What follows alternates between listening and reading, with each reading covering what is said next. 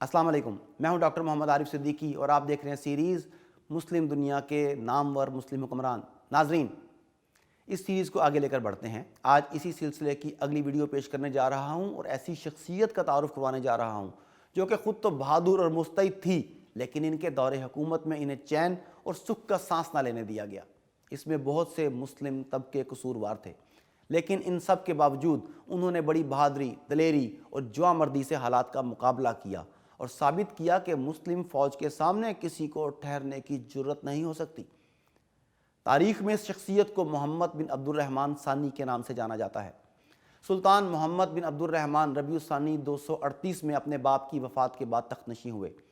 سلطان محمد بن عبد الرحمن ثانی کے زمانے میں عیسائیوں کا اثر و رسوخ اور اقتدار دفاتر شاہی میں بہت بڑھ چکا تھا۔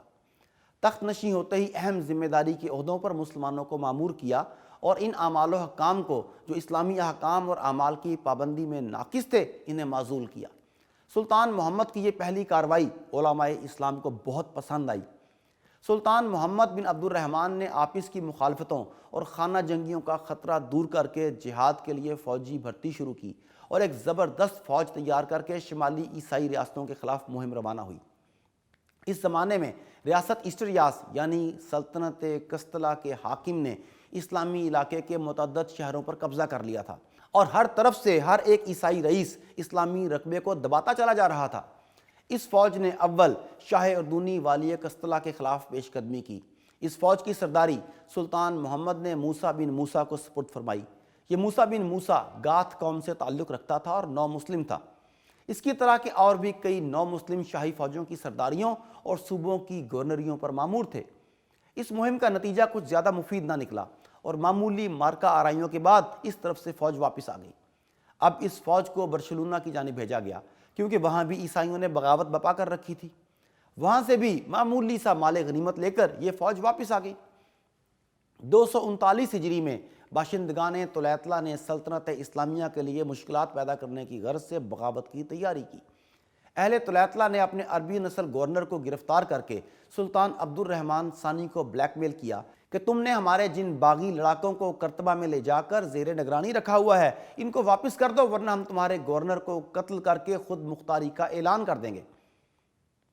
سلطان محمد نے اہل طلیطلہ کے مطالبے کو منظور کر کے ان فسادی گنڈوں کو طلیطلہ بھیج دیا۔ اہل طلیطلہ نے سلطان محمد کی کمزوری کا یقین کر کے اعلانیہ علم بغاوت بلند کر دیا اور طلیطلہ کو ہر طرح مضبوط کر کے شمالی عیسائی سلاطین سے امداد طلب کی۔ اہل طلیطلہ اس سے پہلے بھی کئی بار بغاوت کر چکے تھے، مگر اب تک کسی بادشاہ نے بھی طلیطلہ کے قلعے کو منہدم کرنا ضروری نہیں سمجھا تھا۔ اس کا سبب بھی مسلمانوں کی وہی بلند نظری تھی کہ جس نے انہیں شمالی سرحدی ریاستوں کے استحصال سے باز رکھا، ورنہ یہ کام اس سے پہلے ان کے لیے نہایت آسان اور معمولی تھا۔ سلطان محمد خود فوج لے کر 240 ہجری میں کرتبہ سے طلیطلہ کی جانب روانہ ہوا۔ ابھی سلطان محمد طلیطلہ تک نہیں پہنچنے پایا تھا کہ ریاست ایسٹریاس کی فوج اور پہاڑی جنگجو اہل طلیطلہ کی امداد کے لیے طلیطلہ میں داخل ہو گئے۔ سلطان نے طلیطلہ کی فتح کو دشوار دیکھ کر یہ ترکیب کی کہ اپنی فوج کے ایک بڑے حصے کو پہاڑیوں، ٹیلوں اور جھاڑیوں میں چھپا کر ایک چھوٹے سے میدان کو میدان سلیط میں ٹیلوں اور جھاڑیوں کے درمیان خیمہ زن کیا۔ اہل طلیطلہ نے جب یہ دیکھا کہ سلطان کے ساتھ بہت ہی مختصر سی فوج ہے اور اسی لیے وہ طلیطلہ کے محاصرے کی جرت نہیں کر سکا، تو وہ خود طلیطلہ سے نکل کر سلطانی لشکر پر حملہ آور ہوئے۔ جب لڑائی شروع ہوئی تو چاروں طرف سے سلطانی لشکر نکل کر حملہ آور ہو گیا۔ اس غیر متوقع آفت سے پہاڑی عیسائی اور اہل طلیطلہ حواس باختہ ہو کر بھاگنے لگے۔ اس شکست سے اہل طلیطلہ کی ہمت پست ہو گئی اور سلطان محمد نے بآسانی طلیطلہ پر قبضہ کر کے وہاں ایک معمولی دستہ فوج کا متعین کر دیا۔ اس لڑائی کے بعد اب اہل طلیطلہ کے باغی ہونے اور سرکشی اختیار کرنے کی جرت ختم ہو گئی، لیکن اہل طلیطلہ کے تعلقات اب شمالی عیسائی سلاطین سے قائم ہو چکے تھے۔ ادھر لشکر شاہی میں بہت سے سردار اور صوبوں کے عامل ایسے تھے جو شاہ ایسٹریاس، شاہ گاتھک مارچ، شاہ جولیکیا، شاہ نوار، شاہ ایکویٹن اور شاہ فرانس سے در پردہ خط و کتابت رکھتے اور سازشیں کرتے۔ ناظرین، جس طرح ہر ملک میں مسلمانوں کی حکومتوں کے زوال کا سبب آپس کی نااتفاقی بنی، اسی طرح اندلس میں بھی آپس کی نااتفاقی اور خانہ جنگی نے روز بد دکھایا۔ اندلس میں اس نااتفاقی اور خانہ جنگی کی مثالیں دوسرے ملکوں کے مقابلے میں کسی قدر زیادہ اور غیر معمولی نظر آتی ہیں۔ اندلس کی اسلامی تاریخ میں کوئی زمانہ ایسا نہیں جس میں مسلمان اس مہلک مرض سے محفوظ و مامون نظر آتے ہوں۔ بہرحال عیسائیوں کے اتحاد اور مسلمانوں کی غداری نے اہل طلیطلہ کو 242 ہجری کے آخر میں پھر بغاوت اور سرکشی پر آمادہ کر دیا۔ اس مرتبہ سلطان محمد نے پھر طلیطلہ پر چڑھائی کی اور دوبارہ ان کو مطیع بنا کر باغیوں کو سزائیں دیں، مگر سلطان محمد کے واپس ہوتے ہی اہل طلیطلہ نے ایک عیسائی سردار کے زیر قیادت پھر علم بغاوت بلند کر دیا۔ غرض اہل طلیطلہ اپنی شرارتوں سے باز نہ آئے اور سلطان محمد کو بار بار ان پر چڑھائی کرنے میں مصروف رہنا پڑا۔ آخر 248 ہجری میں سلطان محمد اس بات پر راضی ہو گئے کہ اہل طلیطلہ سے اقرار اطاعت لے کر اختیار دے دیا جائے کہ وہ اپنا گورنر خود منتخب کر لیں اور وہ گورنر ایک مقررہ سالانہ رقم دارالسلطنت کرتبہ میں بھیجا کرے، باقی اندرونی انتظام میں وہ خود مختار ہو۔ سلطان محمد نے اہل طلیطلہ کی اس شرط کو منظور کر کے نہ صرف اپنی کمزوری کا اظہار کیا بلکہ یوں کہیے کہ عیسائیوں کے اس قدیمی دارالسلطنت کو خود اختیاری حکومت عطا کر کے اندلس میں دوبارہ عیسائی سلطنت کا سنگ بنیاد رکھ دیا اور اسلامی سلطنت اندلس کے ایوان کی بنیاد میں سرنگ لگا دی، جس سے ایک عرصے کے بعد مسلمانوں کا نام و نشان ملک اندلس سے گم ہو گیا۔ طلیطلہ والوں نے موسیٰ بن موسیٰ نو مسلم کے بیٹے لوپ کو گورنر بنانا چاہا۔ سلطان محمد نے اس کو بخوشی منظور کر لیا۔ اس کے بعد طلیطلہ میں شمالی علاقے کی عیسائی حکومتوں سے پہاڑی اور جنگجو عیسائی آ کر بکثرت آباد ہونے لگے اور وہاں آباد مسلمانوں کو بتدریج خارج اور بے دخل کرنا شروع کر دیا۔ نہ صرف شہر طلیطلہ بلکہ اس کے ارد گرد کا تمام علاقہ ریاست ایسٹر یاس کا نمونہ بن گیا۔ ادھر موسیٰ بن موسیٰ گورنر سرکستہ نے عیسائی سلاطین سے خفیہ معاہدے کر لیے تھے۔ غرض اس غدار خاندان نے سلطنت اسلامیہ کو کمزور کرنے میں خوب حصہ لیا، جو بظاہر مسلمان کہلاتا تھا۔ اسی سال نارمن قوم نے اندلس کے مغربی ساحل پر اپنی کشتیاں لا کر اس طرف کے ساحلی علاقے پر چھاپا مارا، مگر سلطان محمد کے جہازوں نے جو اس ساحل پر موجود تھے نارمنوں کی 50 کشتیاں گرفتار کر لیں اور وہ سخت نقصان پہنچائے بغیر اندلس سے بھاگ نکلے۔ ماہ رجب 251 ہجری میں سلطان محمد نے اپنے بیٹے منظر کو شمالی سرحد کی جانب عیسائی سرکشوں کی سرکوبی کے لیے روانہ کیا اور اس کے پیچھے خود فوج لے کر روانہ ہوا۔ یہاں باپ بیٹوں کو فتوحات حاصل ہوئیں، لیکن عیسائی لوگ اب مسلمانوں کے ان حملوں اور شمالی علاقوں پر چڑھائیوں کو خوب پہچان چکے تھے۔ جب کوئی زبردست فوج حملہ آور ہوتی تو وہ معمولی مقابلہ کر کے پہاڑوں میں جا چھپتے اور معافی کی درخواستیں بھیجتے، اطاعت کا اقرار کر لیتے۔ اس طرح ان حملہ آوروں کو واپس کر کے وہ پھر اپنے مقبوضہ ملک پر قابض ہو کر دوبارہ حکومت کرنے لگتے۔ اس مرتبہ بھی ایسا ہی ہوا۔ شاہی فوجیں کرتبہ کی جانب واپس ہوئیں تو عیسائیوں نے اپنی پیش قدمی شروع کر دی۔ اس سے پیشتر عیسائیوں کے حملے اسلامی شہروں پر لوٹ مار کی غرض سے ہوتے تھے، لیکن اب وہ مسلمانوں کی کمزوری کو بخوبی سمجھ چکے تھے۔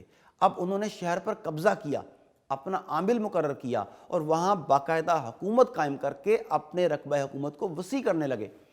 چنانچہ جس طرح مشرقی ساحل پر برشلونہ لے لینے کے بعد عیسائی مشرقی ساحل پر نیچے اترنے کی فکر میں تھے، اسی طرح انہوں نے مغربی ساحل پر قبضہ کرنا شروع کیا اور پرتگال کے علاقے کو اپنے زیر تصرف لے آئے۔ اہل طلیطلہ کی مثال دیکھ کر شہروں میں بغاوتیں شروع ہوئیں اور ہر ایک اس شہر نے جہاں عیسائیوں کی آبادی زیادہ تھی حکومتی خود اختیاری کا مطالبہ کر دیا۔ ان بغاوتوں کے فرو کرنے میں سلطان محمد کو مطلق اطمینان میسر نہ ہوا۔ ابھی یہ سلسلہ جاری ہی تھا کہ 263 ہجری میں عبد الرحمن بن مروان نے، جو اس سے پہلے بھی بغاوتوں میں حصہ لے چکا تھا اور سلطان محمد کی بے جا رعایت کے سبب مریدہ کے نواح میں ایک ذمہ داری کے عہدے پر مامور تھا، اس نے اعلان بغاوت کر دیا۔ سلطان محمد نے اس کی طرف فوج کشی کی۔ 3 مہینے کی جنگ کے بعد عبد الرحمن بن مروان نے سلطان محمد سے بغداد جانے کی اجازت چاہی اور اسی شرط پر اس لڑائی کا خاتمہ ہوا، مگر عبد الرحمن بن مروان نے ایسا نہ کیا بلکہ اندلس میں ہی رہ کر ایک نئے مذہب کو ایجاد کیا۔ اس مذہب میں عیسائیت اور اسلام کے اصولوں کو جمع کر کے بین المذاہب ایک نئے مذہب کی بنیاد رکھی گئی۔ اس جدید مذہب میں بہت سے آوارہ مزاج مسلمان اور عیسائی شامل ہونے شروع ہوئے۔ اس نے گروپ تشکیل دے کر دھوکے سے سلطان کے ایک وزیر کو گرفتار کر لیا اور اس کو آزاد کرنے کے بدلے اپنے خود مختار علاقے کا مطالبہ کر دیا اور اسے حاصل کر کے وہاں اس نے اپنی ریاست قائم کر لی۔ غرض عبد الرحمن بن مروان جو ایک معمولی باغی سردار تھا، اب اپنے آپ کو سلطان محمد کا ہمسر سمجھنے لگا۔ اس نے ریاست ایسٹر یاس سے اپنے تعلقات کو خوب بڑھایا۔ یہ رنگ دیکھ کر ملک کے ہر حصے میں سرداروں نے بغاوت اور سرکشی پر کمر باندھی۔ اس سے سلطنت کا رعب خاک میں مل گیا۔ سلطان محمد نے شہزادہ منظر کو فوج دے کر باغیوں کی جانب بھیجا۔ منظر کئی شہروں اور قلعوں کو فتح کر کے کرتبہ میں واپس آ گیا۔ غرض سلطان محمد کو بغاوتوں کے فرو کرنے اور فوجیں بھیجنے سے ایک روز بھی فرصت نہیں ملی۔ اسی نازک زمانے میں عمر بن حفصون نامی ایک عیسائی نے خاص صوبہ اندلس یا جزیرہ نمائے اندلس کے جنوبی و مشرقی علاقے کے پہاڑوں میں ڈاکوؤں کی ایک جمعیت اپنے گرد جمع کی۔ عمر بن حفصون گاتھک خاندان کے اہم اشخاص میں تھا، اس لیے بڑی آسانی سے اس نے عیسائیوں اور جرائم پیشہ لوگوں کو اپنے گرد جمع کر لیا۔ ایک دشوار گزار مقام پر قلعہ بنا ہوا تھا۔ اس قلعے کو عمر بن حفصون نے اپنی قیامگاہ بنایا اور لوٹ مار کا سلسلہ جاری کر دیا۔ آخر 267 ہجری میں دارالسلطنت کرتبہ سے ایک زبردست فوج اس کی سرکوبی کے لیے آئی۔ عمر بن حفصون نے چالاکی سے اس فوج کی آمد پر صلح کی درخواست بھیجی اور اس بات کا وعدہ کیا کہ آئندہ لوٹ مار کرنے سے باز رہ کر علاقے میں امن و امان قائم رکھے گا۔ چنانچہ اسی شرط پر وہ پہاڑی قلعہ اس کے قبضے میں چھوڑ دیا گیا اور امن و امان قائم ہو گیا۔ 268 ہجری میں سلطان محمد نے شہزادہ منظر کو ایک زبردست فوج دے کر شمال کی جانب بھیجا کہ اس طرف کے عیسائی سرکشوں کو سزا دی جائے۔ شمالی ریاستوں اور باغیوں کی حالت یہ تھی کہ جب کوئی زبردست فوج ان کی طرف جاتی تو وہ اظہار اطاعت کرنے لگتے اور جب یہ فوج واپس ہوتی تو پھر سرکشی کرنے لگتے۔ چنانچہ شہزادہ منظر نے اول سرکستہ پہنچ کر وہاں کے باغیوں کو درست کیا، پھر البا اور کلا وغیرہ کا رخ کیا۔ اس کے بعد لریدہ کی بدنظمی کو دور کر کے وہاں اسماعیل بن موسیٰ کو ناظم مقرر کیا اور واپس چلا آیا۔ منظر کے واپس ہوتے ہی حاکم برشلونہ نے اسماعیل پر حملہ کر دیا۔ اسماعیل نے کمال مردانگی سے مقابلہ کر کے اہل برشلونہ کو شکست دے کر بھگا دیا۔ 270 ہجری میں عمر بن حفصون نے پھر بغاوت اختیار کی اور پہلے سے زیادہ طاقت کے ساتھ علاقہ مالکا کے امن و امان کو برباد کر دیا۔ کرتبہ سے وزیر اعظم ہاشم ایک فوج لے کر عمر بن حفصون کی سرکوبی کے لیے روانہ ہوا۔ کئی مارکے ہوئے، آخر ہاشم نے اسلام و پیام کے ذریعے عمر بن حفصون کو راہ راست پر لانے کی کوشش کی اور اس کو معافی کا وعدہ دے کر اپنے ساتھ کرتبہ چلنے پر آمادہ کر لیا۔ عمر بن حفصون وزیر ہاشم کے ساتھ کرتبہ چلا آیا۔ وزیر ہاشم اس کی بہادری دیکھ کر خوش ہوا تھا۔ اس نے سلطان محمد سے کہہ کر عمر بن حفصون کو افواج سلطانی کا سپہ سالار اعظم مقرر کرا دیا۔ اس کے بعد وزیر ہاشم عمر بن حفصون کو ایک زبردست فوج کے ساتھ ہمراہ لے کر شمال کی جانب متوجہ ہوا۔ وہاں اہل سرکستہ پھر باغی ہو چکے تھے اور ریاست ایسٹر یاس کی جانب سے خطرات پیدا ہو رہے تھے۔ عمر بن حفصون نے ان لڑائیوں میں بڑی شہرت اور ناموری حاصل کی۔ اہل سرکستہ اور عیسائیان نے ایسٹر یاس کو شکستیں دے کر مزید خراج وصول کر کے یہ دونوں واپس ہوئے۔ عمر بن حفصون کو حکومت اسلامیہ کی سپہ سالاری کچھ پسند نہ آئی، کیونکہ اس طرح وہ دوبارہ گاتھک حکومت قائم کرنے کی امیدوں کو پورا نہیں کر سکتا تھا۔ چنانچہ راستے سے ہی وہ فرار ہو کر وزیر ہاشم سے جدا ہو کر بھاگا اور سیدھا اپنے اسی پرانے قلعے میں پہنچ کر مضبوط ہو کر بیٹھ گیا۔ اس کے قدیمی دوست اور پرانے رفیق پھر آ کر اس کے گرد جمع ہو گئے۔ ادھر عمر بن حفصون نے پہلے سے زیادہ مضبوط ہو کر نواح مالکا میں خود مختارانہ حکومت شروع کی۔ دوسری طرف عبد الرحمن بن مروان نے اشبیلیہ اور اس کے نواحی علاقے میں لوٹ مار شروع کر دی۔ سلطان محمد نے اشبیلیہ کی طرف اپنے بیٹے منظر اور وزیر ہاشم کو فوج دے کر بھیجا اور عمر بن حفصون کو اپنی حکومت اور ریاست قائم کر لینے کے لیے نہایت قیمتی صورت مل گئی۔